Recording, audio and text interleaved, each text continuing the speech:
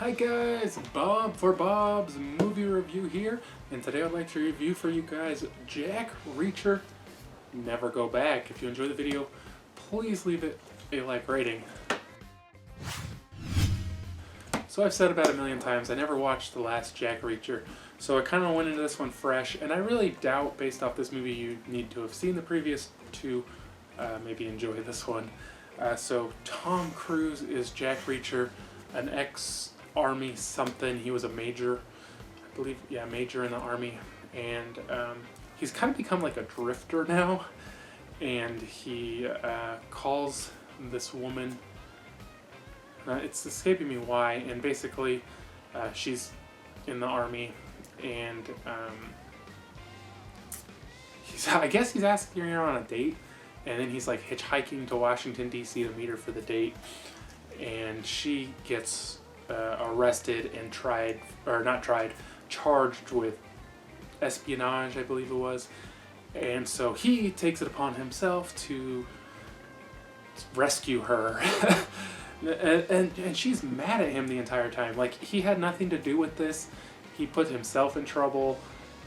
You know, he broke her out of jail, and she's just mad at him the whole time. And I'm like, you know, you didn't do it, and he's trying to help you, and making himself a wanted fugitive, and you're mad at him. Like, it doesn't necessarily make sense.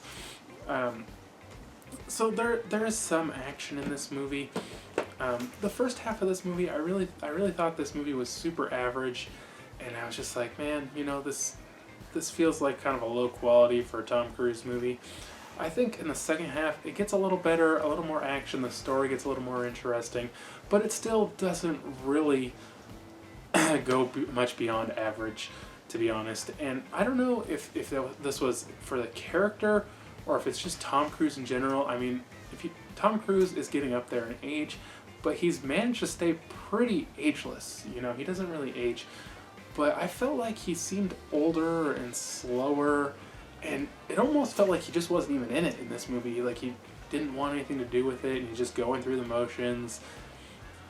Like I say, I don't know if that's just intentional, or if that's the truth, or that's just how it came across. But there were scenes where they were like running and he couldn't keep up, and I don't know, it just seemed overall like he wasn't really into it. And I mean, pretty mediocre movie, really, for probably his standards. So I guess the question is, why would he make it? Maybe he was in a contract. I don't know. But I think this movie is watchable. It's definitely worth a watch, worth a rental. But I wouldn't be in a rush to run out and buy the 4K edition. It's just overly cliched too. You know,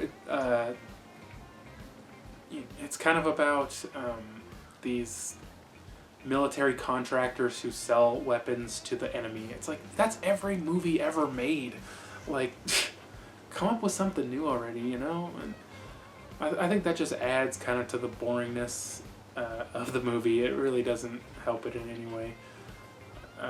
But I think for a score on this one, I'm going to give it a 5.5 out of 10. It just is so mediocre in so many ways. It is watchable though, and like I said, it's worth at least one watch, but don't really expect too much out of this.